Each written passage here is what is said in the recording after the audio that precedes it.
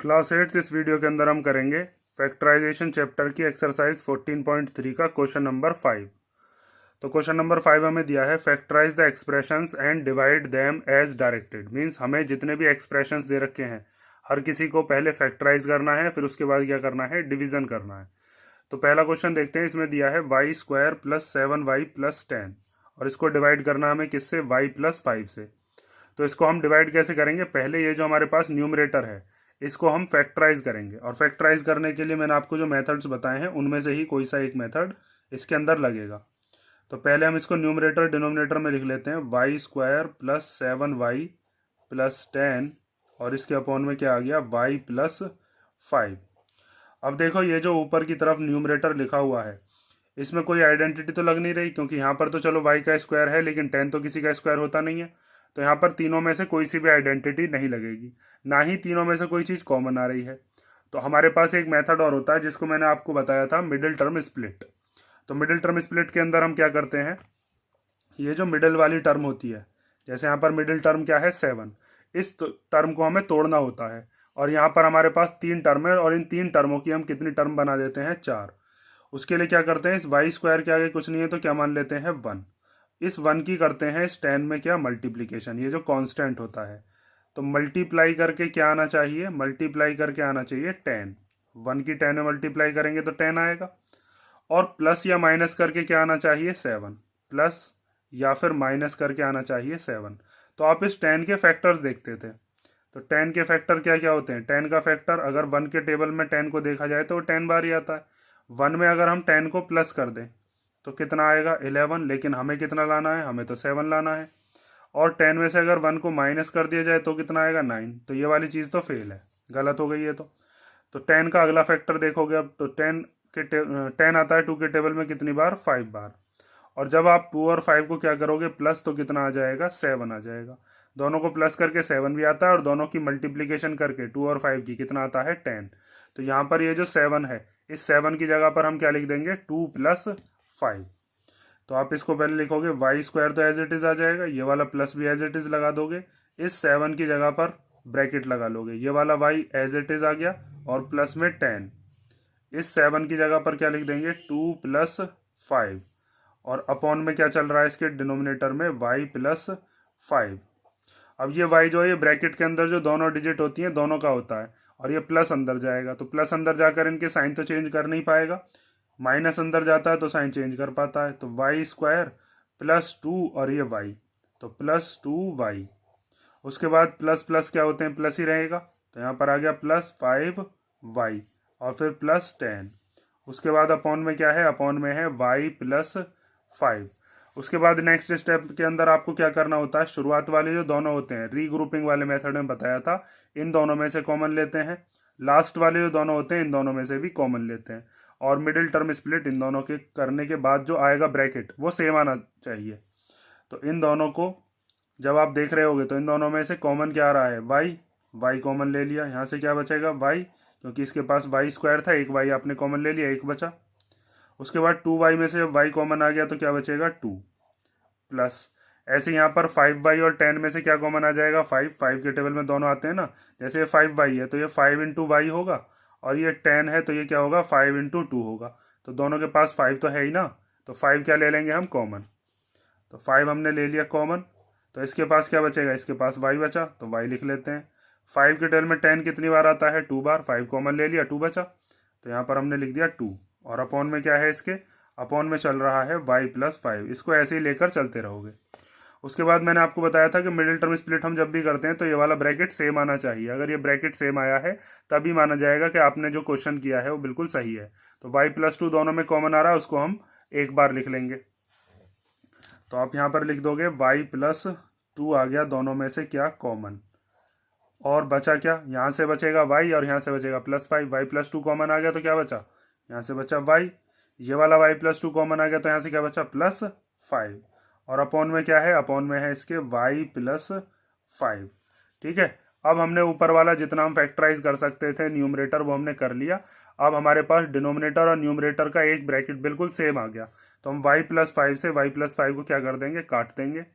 और बचेगा क्या अपने पास, बचेगा y प्लस 2। और यही हमारा फैक्टराइज करने के बाद, डिवीज़न करने के बाद आंसर आ गया। सेकंड वाला पार्ट देखते हैं। सेकंड वाले के अंदर भी यही चीज़ करनी है आपको। सबसे पहले क्या करना है, ये जो हमारे पास टर्म दे रखी है ये न्यूमरेटर है, इसके डिनोमिनेटर में इसको लिखो। तो पहले हम लिखते हैं M square minus 14m minus 32 और इसके अपॉन में क्या लिख दिया, m प्लस 2। अब ऊपर की तरफ हम मिडिल टर्म स्प्लिट करेंगे क्योंकि कोई आइडेंटिटी तो लग नहीं रही। तो मिडिल टर्म स्प्लिट करने के लिए आपको क्या करना होगा, यहाँ पर ये जो एम स्क्वायर है इसका है कुछ नहीं है तो क्या है 1, और ये कांस्टेंट टर्म है 32। तो 1 और 32 की क्या करोगे, मल्टीप्लाई। तो 1 और 32 की मल्टीप्लाई करके क्या आ जाएगा 32। और मिडिल वाली टर्म क्या है, मिडिल वाली टर्म है 14। तो प्लस या माइनस करके क्या आना चाहिए 14। तो आपको इस 32 के फैक्टर्स करने पड़ेंगे। तो 32 सबसे पहले 1 के टेबल में आता है 32 टाइम। तो 32 में हम 1 प्लस कर लें या 32 में से 1 माइनस कर लें, 14 नहीं ला सकते, या तो 33 आ रहा होगा या 31, प्लस करके 33 माइनस करके 31। तो ये वाली चीज़ तो नहीं होगी। उसके बाद हम देखते हैं 32 उसके बाद किसके टेबल में आता है, 2 के टेबल में 16 बार। 16 2 या 32 होते हैं, सबको पता है ये चीज़। तो अब 16 में से अगर मैं 2 माइनस कर दूं, प्लस करके तो 18 आएगा दोनों को, लेकिन अगर 16 में से 2 को माइनस कर दिया जाए तो कितना आ जाएगा 14। तो ये वाला जो 14 है इसकी जगह पर मैं क्या लिखूंगा 16 माइनस 2। ठीक है, अब देखो तो आगे यहाँ पर ये जो एम स्क्वायर है इसको तो हम एज इट इज़ लिख लेंगे, माइनस ऐसे ही लगा लेंगे, इस 14 की जगह पर आ गया ब्रैकेट, ये वाला एम एज इट इज़ आ गया, माइनस 32 भी हमने एज इट इज़ उतार दिया। अपॉन में क्या लिख देंगे m प्लस 2, और यहाँ पर ये जो 14 था इसकी जगह पर क्या लिख देंगे 16 माइनस 2। 16 में से 2 गए तो 14 ही आएंगे, और 16 2 जा कितने होते हैं 32, जो इनकी मल्टीप्लिकेशन करके आ रहा था। अब आगे देखो, यहाँ से माइनस अंदर जाएगा, इधर से m दोनों के साथ लगेगा, तो ये हो जाएगा m स्क्वायर माइनस 16m। तो माइनस 16m, फिर ये माइनस जब इस माइनस से मिलेगा तो माइनस माइनस क्या हो जाएंगे प्लस, और ये 2m, और फिर माइनस 32, और अपॉन में क्या चल रहा है इसके m प्लस 2। अब आगे देखो, यहाँ पर इन दोनों में से क्या चीज़ कॉमन आ रही है, रीग्रुपिंग करेंगे, शुरुआत के दोनों में से कॉमन लेंगे और लास्ट के दोनों में से कॉमन लेंगे। तो इन दोनों में से m कॉमन आता है, तो m कॉमन ले लिया हमने, तो क्या क्या बचेगा, इसके पास एक m बचेगा क्योंकि m स्क्वायर था, इसके पास क्या बचेगा, इसके पास बचेगा 16 क्योंकि m तो कॉमन आ गया। उसके बाद 2m और 32 में से क्या चीज़ कॉमन आ सकती है, दोनों में से 2 कॉमन आ सकता है क्योंकि दोनों 2 के टेबल में आते हैं। तो जब आप इसमें से 2 कॉमन ले लोगे तो इसके पास क्या बचेगा m, और 2 के टेबल में 32 कितनी बार आएगा 16 बार। ठीक है, जैसे मैंने यहाँ पर आपको बताया था ना इस जगह पर, ऐसे ही यहाँ पर ये होता है 2 इंटू m और ये क्या होता है 2 इंटू 16। तो 2 तो दोनों में से क्या आ गया कॉमन, यहाँ से बचा m और यहाँ से क्या बचा 16, वो हमने यहाँ पर लिख दिया। ठीक है, ये जो मैं यहाँ पर पेंसिल से करता हूँ ये आपको नहीं करना होता, ये समझाने के लिए बस। अपॉन में क्या लिखते हैं, इसके अपॉन में लिखेंगे यही जो चल रहा है m प्लस 2। उसके बाद प्लस के इधर वाले में और प्लस के इधर वाले में से क्या चीज़ कॉमन आ रही है, m प्लस 16, m माइनस 16 दोनों तरफ है। और मिडिल टर्म स्प्लिट जब भी करते हैं ब्रैकेट सेम ही आना चाहिए, तभी हमारी मिडिल टर्म स्प्लिट सही मानी जाती है। तो m माइनस 16 क्या आ गया, दोनों में से कॉमन। उसके बाद जब m माइनस 16 कॉमन आ गया तो इसके पास क्या बचा, इसके पास बचा m। जब m माइनस 16 कॉमन आ गया तो इसके पास क्या बचा, इसके पास बचा 2 प्लस का, और अपॉन में क्या चल रहा है इसके m प्लस 2। अब हम देख रहे हैं m प्लस 2 दोनों ब्रैकेट सेम आ गए, तो m प्लस 2 से m प्लस 2 क्या हो गया कैंसल, और बचा क्या m माइनस 16, और यही अपना क्या होगा आंसर हो जाएगा। ठीक है, फर्स्ट और सेकंड पार्ट के अंदर आपको ये चीज़ पता चल गई होगी कि इसके अंदर जो भी हमें नंबर दे रखे थे उसमें न्यूमरेटर की हमने क्या की है मिडिल टर्म स्प्लिट, और फिर नीचे वाला जो डिनोमिनेटर है उसने एक ब्रैकेट को कैंसिल कर दिया है। फर्स्ट और सेकंड में यही चीज़ थी। थर्ड वाला पार्ट देखते हैं। तो थर्ड वाले पार्ट को देखो अब ध्यान से, इसके अंदर दिया है 5p स्क्वायर माइनस 25p और प्लस 20, और इसको डिवाइड करना है हमें किससे, p माइनस 1 से। तो सबसे पहले तो न्यूमरेटर डिनोमिनेटर बनाकर लिख लो इन्हें, ये हो जाएगा 5p स्क्वायर माइनस 25p और प्लस 20, और इसके अपॉन में क्या है, इसके अपॉन में है p माइनस 1। तो सबसे पहले हम क्या काम करेंगे, देखो इसके अंदर आपको दिख रहा होगा 5, 25 और 20, तीनों के तीनों 5 के टेबल में आते हैं। तो मैंने आपको बता रखा है जब भी फैक्टराइजेशन करो तो पहली चीज़ ये होनी चाहिए कि जो चीज़ भी कॉमन आ रही है उसको कॉमन लेकर बाहर निकाल दो। तो तीनों में से 5 कॉमन आता है तो हम ले लेते हैं 5 को कॉमन। ठीक है, तो 5 जब कॉमन ले लोगे तो इसके पास क्या बचेगा, इसके पास बचेगा p स्क्वायर। 5 के टेबल में 25 कितनी बार आता है? 5 बार, तो यहाँ पर बचेगा 5p। और फिर 5 के टेबल में 20 कितनी बार आता है? 4 बार। और अपॉन में क्या लिख देंगे? p-1। ठीक है, अब यहाँ पर आप मिडिल टर्म स्प्लिट लगाओगे, तो मिडिल टर्म स्प्लिट लगाने पर आपको क्या करना होगा? यहाँ पर p स्क्वायर के आगे कुछ नहीं है, तो क्या मान लेंगे हम? 1। और इस 1 की और इस 4 की क्या करेंगे? मल्टीप्लाई करनी है हमें 1 की और 4 की, तो कितना आ जाएगा? 4। मिडिल वाली टर्म क्या है? 5 हमें लाना है प्लस करके या माइनस करके। तो 4 के फैक्टर्स क्या क्या होते हैं? 4 के फैक्टर बैठते हैं, या तो आता है 1 4 जा, या फिर 4 आता है 2 2 जा। और आपको लाना क्या है? मिडिल में टर्म 5 लानी है, तो वो तो पहले वाले से ही आ जाएगी ना। 1 4 जा 4 होते हैं, और दोनों को प्लस करके कितना आ रहा? 5। हमें मल्टीप्लाई करके 4 ही लाना है, तो इन दोनों की मल्टीप्लाई करके 4 आ जाएगा, और दोनों को अगर हम प्लस करेंगे 1 और 4 को प्लस करके क्या आ जाएगा? 5। ठीक है, तो हमारे पास कौन से टर्म बैठेगी? 1 + 4, तो इस 5 की जगह पर वही लिख दोगे आप। ये p स्क्वायर तो एज इट इज आ जाएगा, फिर माइनस इस 5 की जगह पर हम लिखने वाले हैं 1 + 4, और फिर ये वाला p, और फिर -4, ब्रैकेट क्लोज, और फिर उसके अपॉन में क्या चल रहा है? p-1। अब आगे देखो, ये 5 ऐसे ही चलता रहेगा बाहर, इसको माइनस को अंदर लेकर जाओगे इधर से, और ये जो p है ये इधर से जाएगा दोनों डिजिट के पास, तो p स्क्वायर तो एज इट इज रहेगा, -1p, तो -1p, या p लिख लो बस, 1p का मतलब p ही है।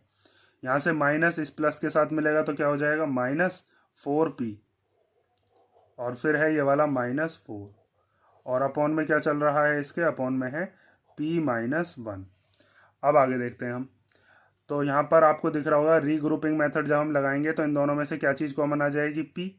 5 तो बाहर ऐसे ही लिख लेंगे, इन दोनों में से कॉमन आ गया p, तो जब p स्क्वायर में से एक p बाहर आ जाएगा तो एक p बचेगा, और जब ये p बाहर आ गया तो इसके पास क्या बचा? 1 बचा, तो -1। इन दोनों में से क्या चीज़ कॉमन आ रही है? इन दोनों में से कॉमन आ रहा है हमारे पास 4। ठीक है, यहाँ पर ये प्लस है, यहाँ प्लस प्लस प्लस, ये 20 के आगे प्लस था ना। इन दोनों में से क्या चीज़ कॉमन आ रही है? 4, और वो भी कैसा ले लेंगे हम? माइनस का। माइनस का क्यों लेंगे? क्योंकि पहली वाली डिजिट हमें बनानी है इसकी जैसी प्लस की, तो p बचेगा इसके पास। 4 के टेबल में 4 कितनी बार आता है? 1 बार, और हमें 1 लेना था माइनस का, और माइनस हम जब कॉमन ले लेंगे तो इन दोनों के साइन क्या हो जाएंगे? चेंज हो जाएंगे। ये जो इसके आगे का माइनस था अब कैसा हो गया यहाँ पर? प्लस। इस 4 के आगे का जो प्लस था वो कैसा हो गया? वो हो गया यहाँ पर माइनस का, क्योंकि हमें मिडिल टर्म स्प्लिट में ये दोनों के दोनों जो ब्रैकेट्स हैं ये सेम लाने होते हैं। अपॉन में क्या है? अपॉन में है p-1। अब आगे देखते हैं, तो यहाँ पर आपको एक ब्रैकेट कॉमन दिख रहा होगा, p-1 यहाँ पर भी है और p-1 यहाँ पर भी है, दोनों में है, इसमें भी है p-1, इसमें भी है, तो p-1 तो हम ले लेंगे कॉमन, 5 और p-1। बचा क्या? यहाँ से बचेगा p, यहाँ से बचेगा -4, p-1 तो कॉमन आ गए, तो यहाँ पर आप लिख दोगे p-4, और अपॉन में क्या है इसके? अपॉन में चल रहा है p-1। अब नीचे वाले ब्रैकेट और ऊपर वाला ब्रैकेट बिल्कुल मैच कर गए, तो p-1 से p-1 क्या हो गया? कैंसिल। बचा क्या आपके पास? 5 और फिर p-4, ये बचा। ठीक है, ये हमारा थर्ड पार्ट हो गया। फोर्थ वाला पार्ट देखते हैं हम। तो फोर्थ वाले पार्ट के अंदर दिया है 4yz z² + 6z - 16। तो पहले तो इसको लिख लेते हैं न्यूमरेटर के अंदर, 4yz z² + 6z - 16, और इसके अपॉन में डिनोमिनेटर में आ जाएगा 2y और z + 8। ठीक है, यहाँ पर आप देखो 2 से ये 4 कैंसिल हो जाएगा 2 टाइम, y से y कैंसिल हो जाएगा, तो क्या बचेगा? यहाँ से बचा 2z, और फिर यहाँ पर बचा है z² प्लस इस 6 को हम मिडिल टर्म स्प्लिट करेंगे अभी, z - 16, और अपॉन में क्या है? अपॉन में हमारे पास z + 8। इसके अंदर जब मिडिल टर्म स्प्लिट करोगे तो z² क्या है? कुछ नहीं है, तो 1 है। 1 की और 16 की क्या करेंगे? मल्टीप्लाई, क्योंकि ये कांस्टेंट टर्म है, तो 1 और 16 की मल्टीप्लाई करके क्या आता है? 16। मिडिल वाली टर्म है 6, तो हमें प्लस करके या माइनस करके क्या लाना है? 6। तो इस 16 के फैक्टर कर लो, तो 16 के फैक्टर एक तो 116 जा होता है, 1 में 16 को प्लस कर लें या माइनस कर लें, 6 नहीं ला सकते, तो 16 के दूसरे फैक्टर देखते हैं। 16 2 के टेबल में आता है 8 बार, 2 8 या 16 होते हैं ना, तो जब 8 में से 2 को हम माइनस करेंगे तो कितना आ जाएगा? 6, और 2 8 या 16 भी होते हैं, तो सिंपल यहाँ पर हम क्या लिख सकते हैं? 8 - 2। 8 में से 2 गए तो 6 ही तो आएगा। अब भी ये 6 ही लिखा हुआ है, 8 - 2 6 ही होते हैं। और 8 2 जा कितना हो जाएगा 16, जो मल्टीप्लाई करके हमें लाना था। अब आगे देखो, ये 2z तो ऐसे ही लिख देंगे। उसके बाद ये z² भी एज इट इज आ जाएगा प्लस। अब ये प्लस जब 8 के साथ मिलेगा और z के साथ मिलेगा तो प्लस 8z हो जाएगा, प्लस 8z। फिर ये प्लस इस माइनस के साथ मिलकर क्या हो जाएगा -2z, और फिर -16, और फिर अपॉन में क्या आ जाएगा z + 8। अब यहाँ पर शुरुआत वाले दोनों में से कॉमन ले लेंगे। तो शुरुआत के दोनों में से इन दोनों के पास ही क्या है z, इसके पास z² है, इसके पास z है, तो z ले लिया कॉमन। यहाँ पर z² में से जब z कॉमन आ गया तो z बचेगा 1। उसके बाद प्लस, जब z कॉमन ले लिया तो यहाँ पर क्या बचा 8। उसके बाद इन दोनों में से कॉमन आ रहा है 2, 2 के टेबल में 2 भी आता है और 16 भी आता है, तो दोनों में से हम 2 ले लेते हैं कॉमन। अब बात आती है कि उसको हम माइनस का लें या प्लस का लें, तो दोनों में ही माइनस आ रहा है तो माइनस ले लेते हैं कॉमन, क्योंकि वैसे भी हमें इस ब्रैकेट की तरह बनाना है और इस वाले ब्रैकेट के अंदर z भी और 8 भी दोनों ही प्लस के हैं, तो माइनस कॉमन लेने पर ही साइन चेंज होता है। तो यहाँ पर 2z का जो z बचेगा वो कैसा हो जाएगा प्लस का, क्योंकि माइनस तो बाहर आ गया। उसके बाद 2 के टेबल में 16 कितनी बार आता है 8 बार, तो यहाँ पर 8 लिख देंगे और ये भी कैसा हो जाएगा प्लस का, क्योंकि इन दोनों का ही माइनस क्या आ गया कॉमन। तो ब्रैकेट के अंदर जो भी डिजिट आएंगे उनके साइन चेंज हो गए, दोनों माइनस वाले इनके साइन क्या हो गए अब दोनों प्लस के हो गए। उसके बाद है हमारे पास अपॉन में z + 8। तो अब आपको यहाँ पर दिख रहा होगा z + 8 यहाँ पर भी है, यहाँ पर भी है, तो z + 8 तो आ गया कॉमन, तो 2z एज इट इज लिख लिया, z + 8 क्या आ गया कॉमन। यहाँ से बचा z और यहाँ से बचा z - 2, ठीक है। और अपॉन में क्या है, अपॉन में है z + 8। ये चीज़ समझ गए ना, माइनस के इधर वाले में से और माइनस के इधर वाले में से दोनों में से z + 8 क्या था कॉमन, तो वो तो हमने यहाँ पर लिख दिया। ये यहाँ पर क्या है z, ये यहाँ पर लिख दिया, और ये -2, ये -2 यहाँ पर आ गया, ये 2 है, कभी से z समझो 2। अब आगे देखो, ये जो ब्रैकेट्स हैं दोनों के दोनों सेम आ गए, ये z + 8, ये वाला भी z + 8, तो ये दोनों के दोनों क्या हो गए कैंसिल। हमारे पास क्या बचा 2z और z - 2, ठीक है। ये हमारा फाइनल आंसर हो गया।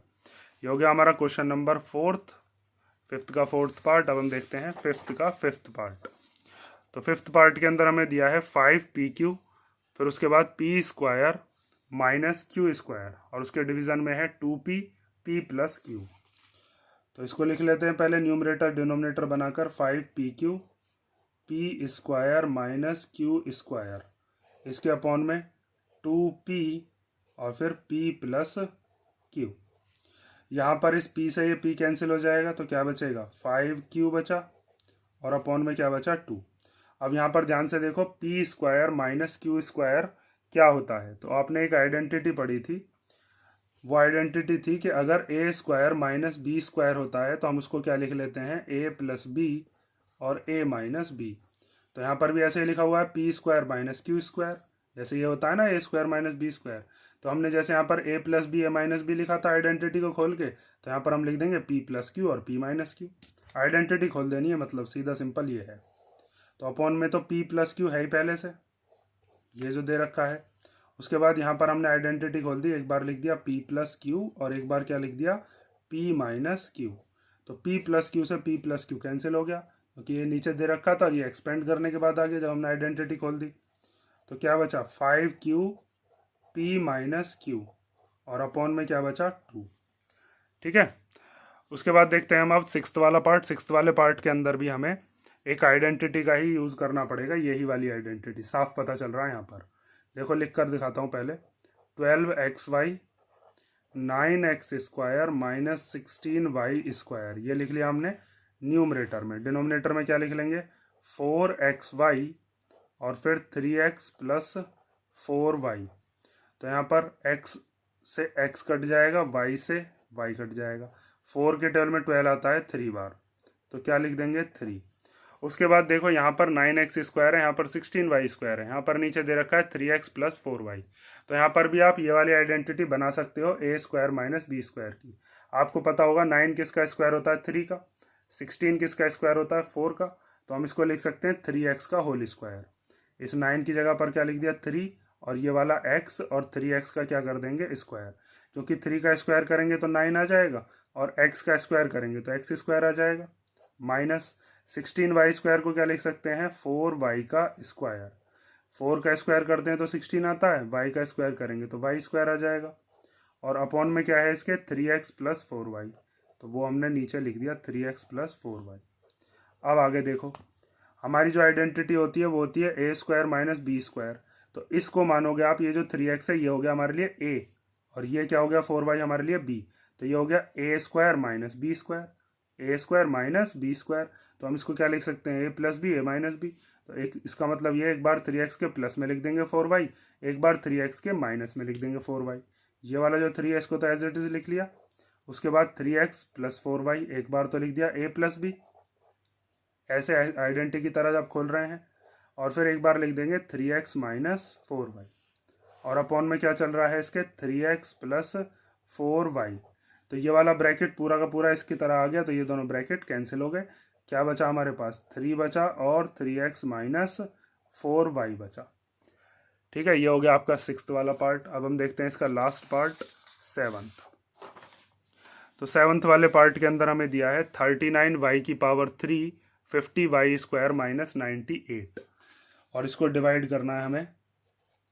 पहले लिख लेते हैं 39y³ 50y² - 98, और इसको डिवाइड करना है 26y² और 5y + 7।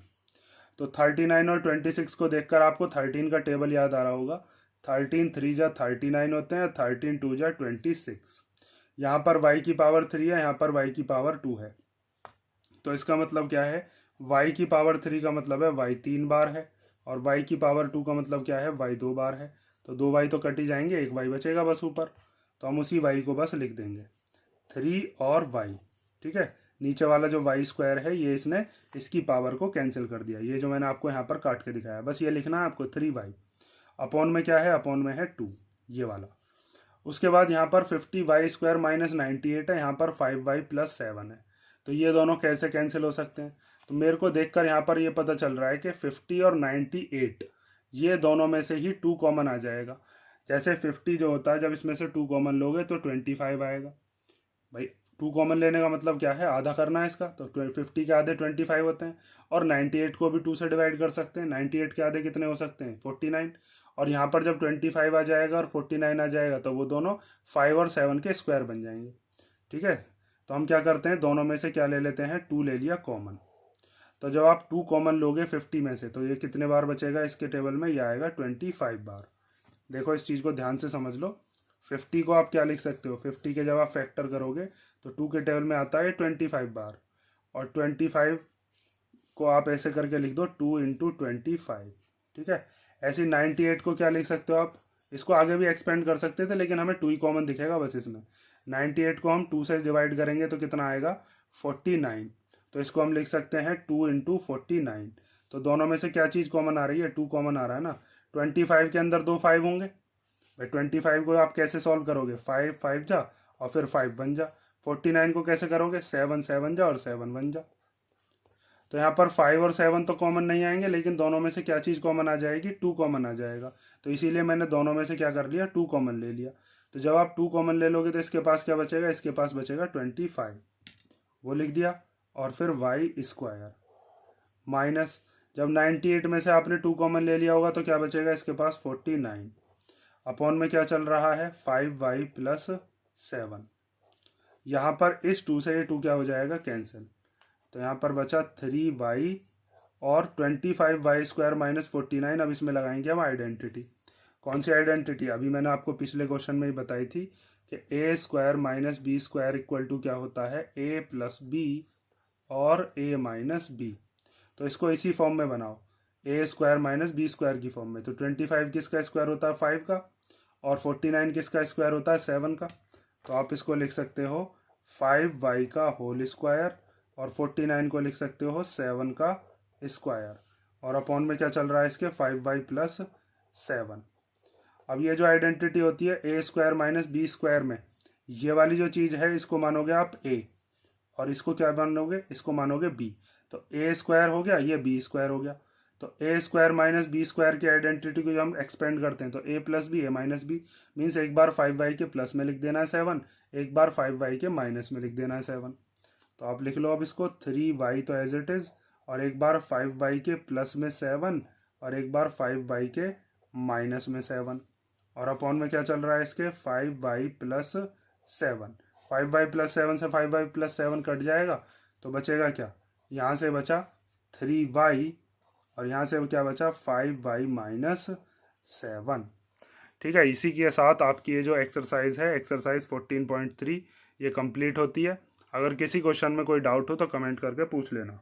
नेक्स्ट वीडियो के अंदर हम देखेंगे इसकी लास्ट एक्सरसाइज, उसके अंदर हमें एरर्स वगैरह छांटने हैं। ठीक है।